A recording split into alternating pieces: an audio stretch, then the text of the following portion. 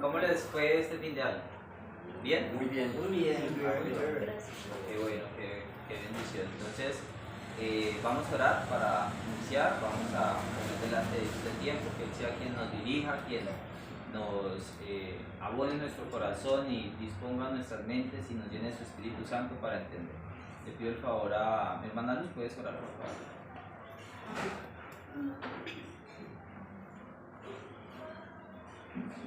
Oremos.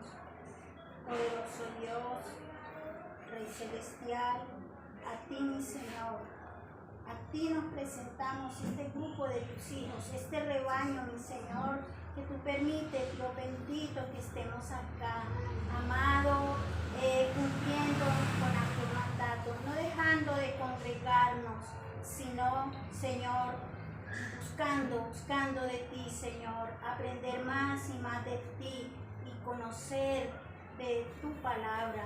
Dios, gracias. Te pedimos en este momento que el Espíritu Santo sea tomando la mente, el intelecto, los labios, la boca, el corazón de este varón que va a exponer tu palabra, Señor.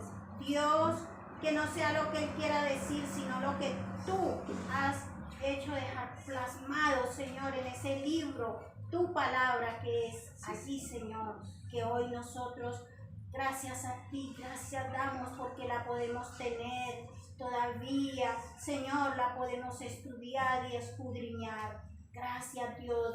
Toma, Señor, este varón, llénalo de ti, Espíritu Santo, dale sabiduría, Señor, bendito. Y a nosotros, Señor, danos también entendimiento, Señor. Danos ese entendimiento para sí, esa sabiduría para comprender, mi Señor, lo que tú dices en tu palabra y que cada uno de nosotros, Señor, sepamos tomar, si tú, Señor, lo que tú tienes para cada una de nuestras vidas, Señor. Cada uno podamos tomar aquello y, Señor, aplicarla a nuestras vidas. Señor, permítanos que no por fuerza de nosotros, sino por la que tú nos das, Señor, que seamos corregidos, Señor, que esas fallas, esas falencias, esas debilidades, Señor, sean corregidas y sean convertidas en fortaleza, Señor, en fortaleza espiritual. Gracias, Padre. He orado en el precioso nombre de tu Hijo amado Jesucristo. Amén. Amén. Bueno, había una vez un muchacho, un joven de 17 años, que vivía con su padre y con sus hermanos. Y el papá lo quería más que a los otros hermanos, tanto así que le regaló una túnica de colores. Otro día, el papá lo envió a los hermanos que eran pastores de ovejas a ver cómo estaban y que le trajeran noticias. Entonces, los hermanos no lo querían, ¿sí? Le tenían fastidio porque él antes había tenido unos sueños que eran extraños para ellos y entonces ellos se habían puesto bravos con él. Y decían que cómo él iba a gobernar sobre ellos, sobre su papá y sobre su mamá. Entonces, bueno, el joven fue, obedeció a su papá y los hermanos estaban pastoreando y lo vieron a lo lejos cuando él se estaba acercando y planearon matarlo. Dijeron, matémoslo y digamos que una fiera lo destrozó. Entonces el mayor dijo que no lo mataran, que lo echaran a una cisterna. Luego llegó, lo cogieron, lo echaron a la cisterna, le quitaron su túnica y estaban planeando matarlo. Pero otro de los hermanos abogó por él también y dijo que no, que lo vendieran. En ese momento pasaba un grupo de ismaelitas y bueno, lo vendieron a ellos, lo llevaron como esclavo a Egipto y allí llegó a la casa del general, de uno de los generales de Faraón. Y estando allá lo calumniaron, la esposa del general lo calumnió y bueno, lo llevaron a la cárcel. Allí en la cárcel Dios le dio la capacidad de interpretar sueños, ¿sí? Y gracias a esa capacidad él pudo ir ante Faraón y le interpretó los sueños a Faraón, el sueño que tuvo Faraón, y Faraón lo puso como el segundo al mando en toda la tierra de Egipto. Luego él estando como gobernante, llegaron su familia, su papá, sus hermanos y Él pudo ayudarles en un momento, en una situación de necesidad. ¿Sí? Creo que ya saben de quiénes estoy hablando, ¿verdad? De De José. José, exactamente. De José, y cómo Dios utilizó a José, como en cada momento en el cual José pasó, como lo fue cuando sus hermanos lo metieron a la cisterna, que pensaban matarlo, con la esposa de Potifar, en la cárcel. En todos estos momentos Dios estuvo interviniendo ahí, ¿sí? Y esto es la providencia de Dios. Y es el tema del cual nosotros vamos a hablar hoy, acerca de ese cuidado providencial de Dios. Vamos a ver dos formas en las cuales podemos ver la providencia de Dios. Y una es el cuidado providencial de Dios y la otra es la soberanía de Dios. Y antes de entrar como tal a los puntos, vamos a ver qué significa providencia. Para ustedes, ¿qué es providencia? Protección. Todas las cosas. Ok, bueno, cuando nosotros vamos a la etimología de la palabra, pro significa antes y videncia, ver. Entonces, providencia viene del latín providentia, que literalmente significa ver antes, ¿sí? Y esto está relacionado al cuidado anticipado de Dios, ¿sí? Entonces, aquí hacemos la aclaración de que providencia no es lo mismo que bendición, ¿sí? La providencia es ese cuidado que Dios tiene, ese cuidado anticipado que Dios tiene para cumplir un propósito, y la bendición es lo que Dios nos da, ¿sí? Ya lo que Dios nos da. Entonces es diferente lo que es providencia a bendición. Y allá en Colosenses, el capítulo 1, el versículo 17 dice: y Él es antes de todas las cosas, y todas las cosas en Él subsisten. Aquí lo que nos está hablando el contexto es acerca de Cristo, ¿sí? En Cristo están hechas todas las cosas, y todas las cosas en Él subsisten. Entonces vamos a ver la primera forma en la cual nosotros podemos ver ese cuidado, podemos ver la providencia de Dios, y es el cuidado providencial de Dios. Dios, nuestro creador, Él sostiene, cuida y mantiene todas las cosas. Su providencia está sobre todo el universo. Pero entonces lo podemos ver especialmente en tres áreas. La primera es la preservación de la naturaleza, como ya acabamos de leer en Colosenses, ¿sí? En Cristo todas las cosas subsisten, ¿sí? Dios cuida todas las cosas. Pero también allá en Nehemías, el capítulo 9, el versículo 6, dice: tú solo eres Jehová, tú hiciste los cielos y los cielos de los cielos, con todo su ejército, y toda la tierra, y todo lo que está en ella, los mares y todo lo que hay en ellos. Tú vivificas todas estas cosas, y los ejércitos de los cielos te adoran, ¿sí? Entonces, Dios cuida toda su creación. Dios preserva la creación. Y aunque nosotros vemos que hay algunos procesos naturales de la creación, ¿sí? Como por ejemplo la lluvia, ¿sí? Que baja las nubes, recoge agua, sube, vuelve a llover, ¿sí? Pero no es que la creación sea autosuficiente, sino que Dios está siempre ahí interviniendo. Hay un grupo que es el deísmo. Este grupo, ellos creen que sí hay un Dios creador, que hay un Dios poderoso, pero ellos dicen que Dios abandonó su creación, ¿sí? O sea, como si Dios hubiera creado una máquina gigante de tantas toneladas y de altura, y la hubiera puesto a rodar, y que como ella puede, ¿sí? No, Dios no abandonó su creación. Dios está ahí actuando, está ahí presente en su creación. También podemos ver el cuidado providencial de Dios en la preservación de Israel. Entonces, cuando nosotros nos vamos atrás en la historia, desde cuando llamó a Abraham, allá que le dijo: vete de tu tierra y de tu parentela al lugar que yo te mostraré, Abraham obedeció, y vemos cómo Dios fue cuidando a Abraham y bendiciéndolo, ayudándolo, cuidándolo para cumplir el propósito que Dios tenía, ¿sí? Luego Abraham, Isaac, Jacob, lo que acabamos de ver, lo que pasó con José, esta fue, Dios estuvo interviniendo y José fue gobernando, ¿sí? Pero, ¿qué pasó con esto? Que Dios cuidó a su pueblo de la hambruna que iba a pasar. Dios sabía que iba a pasar. Entonces, lo que pasó con José, José llegó a gobernar. Entonces, el pueblo, Dios sustentó a su pueblo. ¿Lo pudo haber hecho de otras maneras? Claro que sí, pero ahí podemos ver ese cuidado providencial de Dios, ¿sí? Luego, cuando lo sacó de Egipto, en el desierto, la nube, la columna de fuego, ahí Dios iba cuidando a su pueblo. Cuando pasaron el mar, y entonces ahí vemos cómo Dios fue preservando a Israel. Y aún hoy, nosotros vemos, y cuando vemos la historia de Israel, no ha habido ninguna otra nación en el mundo que haya sido con tantos enemigos que la quisieran destruir. Pero aún así, Israel está como nación, aunque fue dispersa, ¿sí? Por todos lados, volvieron a reunirse. Dios cuidó de la nación de Israel y está cuidando de la nación de Israel. Entonces ahí nosotros podemos ver ese cuidado providencial de Dios también en la preservación de Israel.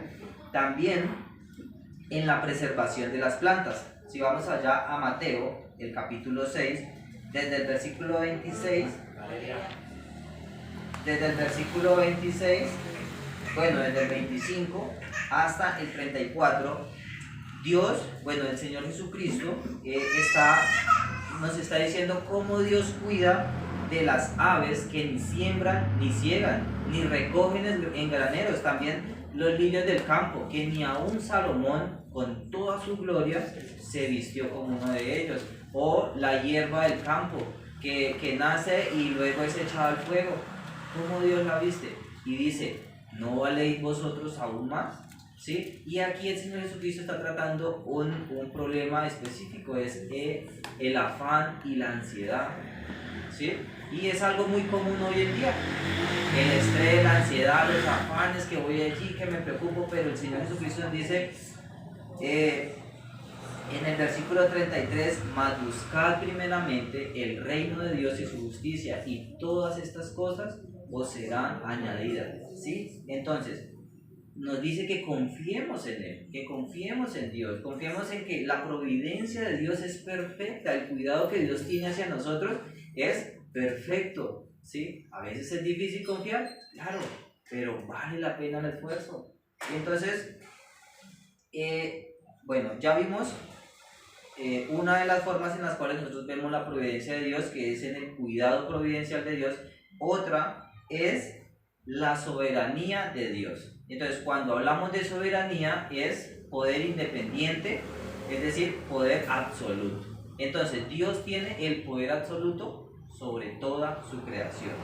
Y si entonces nosotros hablamos que Dios es soberano, entonces automáticamente también decimos que Dios está gobernando, ¿sí? Entonces, Dios está gobernando sobre su creación. Allá en Isaías, el capítulo 6, el versículo 1, el profeta Isaías dice que vio al Señor sentado en su trono. El Señor está sentado en su trono gobernando su creación como Él quiere.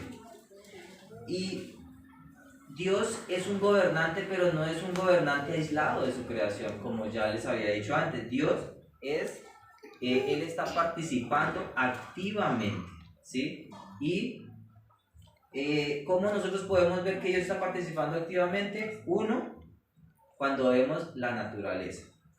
Y vemos el poder de Dios sobre la naturaleza. Por ejemplo, cuando el Señor Jesucristo, ¿se acuerdan cuando iban pasando el mar, el lago, iban en el barco y el Señor Jesucristo estaba durmiendo en la popa de la barca, y entonces se despertó una gran tempestad y los discípulos le dijeron: Señor, no cuidas de que perecemos y tú estás durmiendo? Entonces el Señor Jesucristo les pregunta: bueno, ¿y dónde está su fe? ¿Sí ve? Porque el Señor Jesucristo le dice a las olas que callen, y ellos dicen: ¿quién es este que aún las olas le obedecen? ¿sí? Que aún el mar le obedece. Entonces, ahí nosotros podemos ver la soberanía de Dios sobre la naturaleza. Allá en Éxodo 16:33, cuando el pueblo de Israel estaba murmurando porque bueno, nos sacó de Egipto y nosotros aquí en este desierto pasando hambre, y entonces Dios le dijo, en la mañana tendréis maná y en la tarde tendréis carne, ¿sí? En la mañana tendréis pan y en la tarde tendréis carne. Y entonces Dios envió un grupo de codornices, ¿sí? Y para que ellos pudieran tener carne. ¿Quién tuvo el poder de decirle a esas codornices que pasaran justo por ese lado? Cuando en el desierto es difícil que pasaran codornices, ¿sí? Dios, el poder de Dios sobre su naturaleza. Aún también cuando ellos atravesaron el mar, ¿sí? No fue el poder de Moisés, que Moisés hizo que abriera el mar, no, fue el poder de Dios sobre su creación, ¿sí? Ahí podemos ver la soberanía de Dios en su creación. También podemos verla en la historia humana. Y desde que en Génesis nos muestra cómo Dios creó a Adán y a Eva, desde ahí ya nosotros podemos ver cómo Dios es soberano en nuestra historia, ¿sí? Podemos ver esa soberanía, ese poder de Dios en nuestra historia. En Daniel, el capítulo 2, el versículo 21,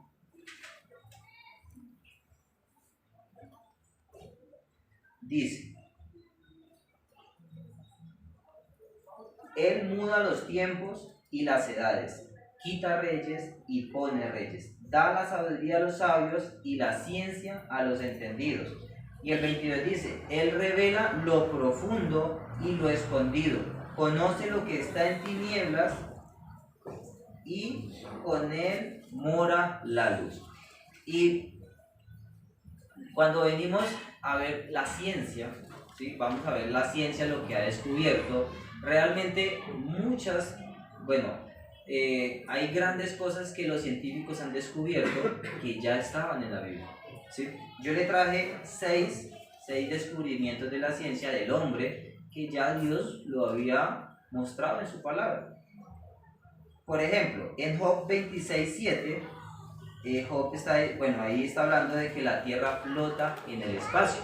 Antes se creía de que la tierra estaba sobre el caparazón de una tortuga, que la tortuga la sostenía Atlas, y bueno, ¿sí? Esa era la creencia, pero luego, más adelante, descubrieron que realmente la tierra flotaba. Ya Job lo había dicho, y Job es en la historia el primer libro, ¿sí? en tiempo que se escribió, el libro más antiguo. Entonces, Job no tenía la capacidad de poder salir de la tierra y ver a ver si era redonda. Fue Dios quien puso esa sabiduría, Dios revelando lo escondido. También dice, otra es que la creación se compone de partículas atómicas invisibles. Allá en Hebreos 11:3 dice que lo que se ve fue hecho de lo que no se veía, ¿sí? Y Hebreos se escribió en el año entre 66 y 67 después de Cristo. Pero en el siglo XIX descubrieron que lo que nosotros vemos, ¿sí? La materia está hecha de partículas subatómicas, partículas que no se ven, ¿sí? Entonces ya Dios ya había por medio de su Espíritu Santo revelado esto, que para luego el humano fue un gran descubrimiento. El otro, los océanos contienen fuentes. Allá en Job 38:16, Dios le pregunta a Job, bueno, y usted ya escudriñó las fuentes del mar, ¿sí? Ya estuvo, lo estoy parafraseando, no porque no dice así literal, pero está hablando de eso, que si Job ya fue y vio las fuentes de los mares, ¿sí? Porque los mares son demasiado profundos y es imposible que uno lo pueda ver así a simple vista. Antes se creía de que los mares solo se llenaban con la lluvia y con los ríos, pero hasta en 1970 crearon un submarino que soportaba 6.000 libras de presión por pulgada, ¿sí? Entonces era algo demasiadamente fuerte, y con eso ellos pudieron bajar a los suelos marinos y descubrir de que realmente, de que había fuentes en el mar, ¿sí? Y entonces esto que descubrieron ya Dios lo había dicho en Job. Entonces realmente no fue un descubrimiento, sino ya Dios lo había revelado, Dios ya había revelado eso escondido. También hay científicos descubrieron que nuestro cuerpo está compuesto de 28 elementos y todos encontrados en la tierra. Pero ¿quién dijo que nosotros somos hechos del polvo, de la tierra? Dios, en Génesis 2, el versículo 7 y el capítulo 3, versículo 19, que Dios creó del polvo de la tierra al hombre. ¿Sí ve? Entonces los descubrimientos del hombre, realmente la sabiduría del hombre, ¿quién la da? Dios. ¿Sí? Ahí nosotros vemos la soberanía de Dios en la historia de la humanidad. Y el otro es que la tierra es esférica. Antes se creía que la tierra era plana, que la tierra era cuadrada. ¿Sí? Eran teorías que tenían, pero Dios ya en Isaías 40:22 ya nos revelaba sobre el círculo de la tierra. Y los constructores de barcos, ellos saben que para que un barco flote tiene que el largo tener 6 veces el ancho. ¿Sí? ¿Y quién dio estas medidas perfectas hace más de 4.500 años? Dios, cuando le dijo a Noé, haz una arca de esta y de estas medidas. ¿Sí? Entonces realmente la sabiduría de nosotros, nuestra historia, en todo podemos ver la soberanía de Dios, el cuidado providencial de Dios.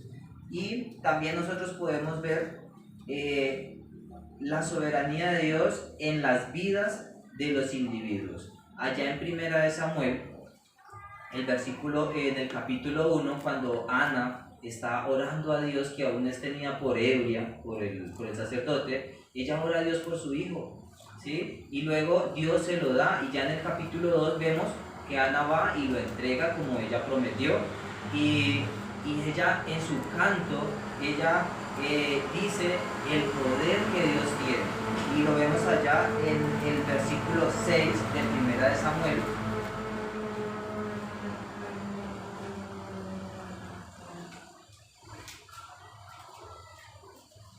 El capítulo 2, versículo 6 dice: Jehová mata y él da vida. Él hace descender al Seol y hace subir. Jehová empobrece y enriquece, abate y enaltece. ¿Sí ven?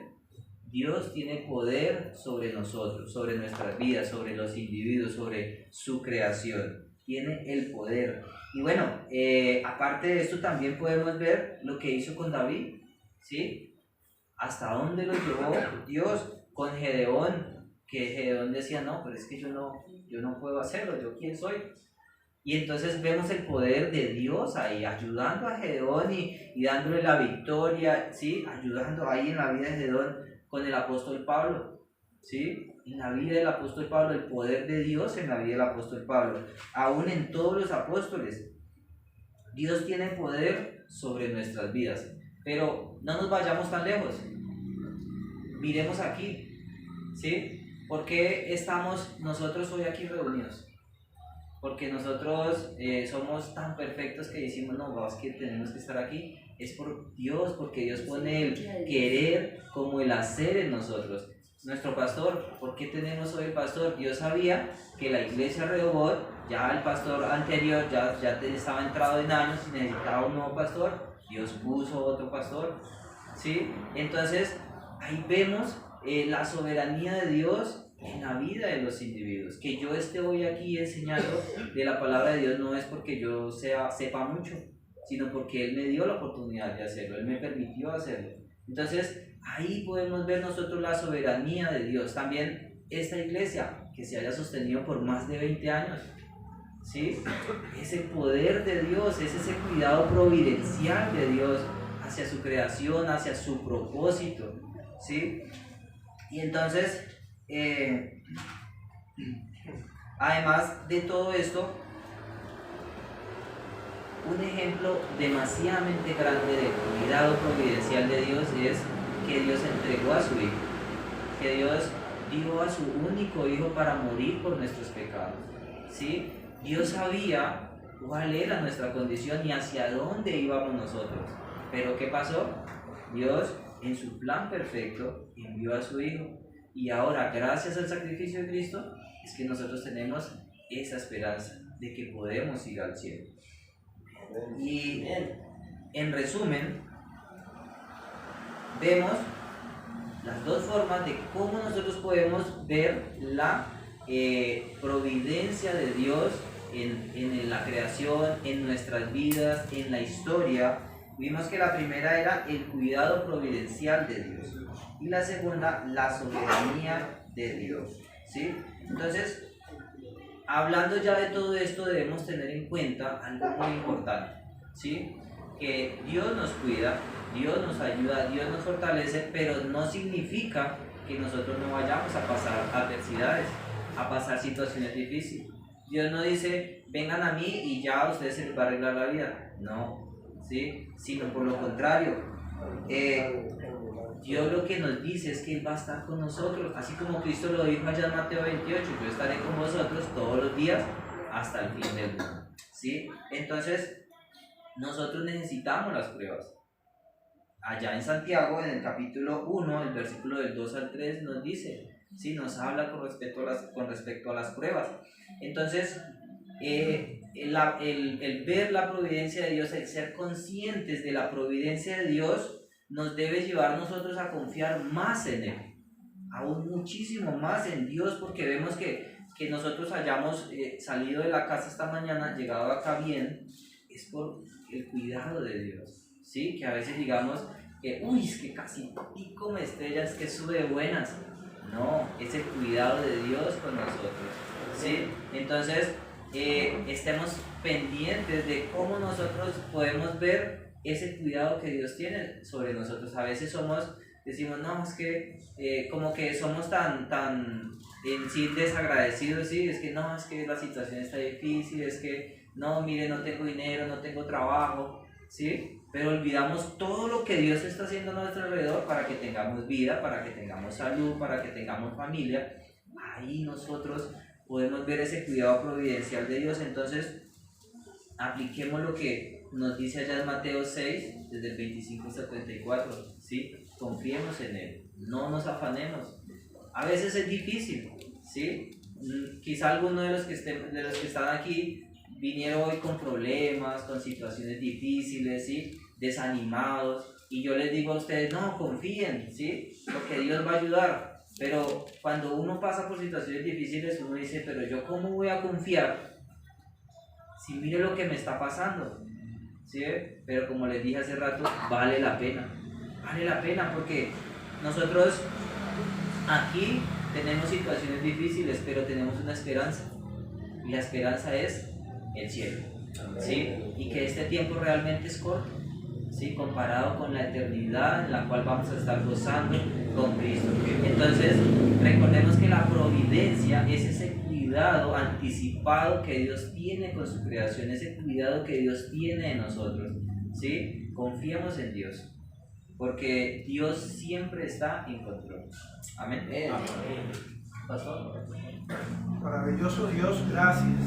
Gracias por el alimento, Señor, que nos has dado a través de tu Hijo, Señor, de Julián.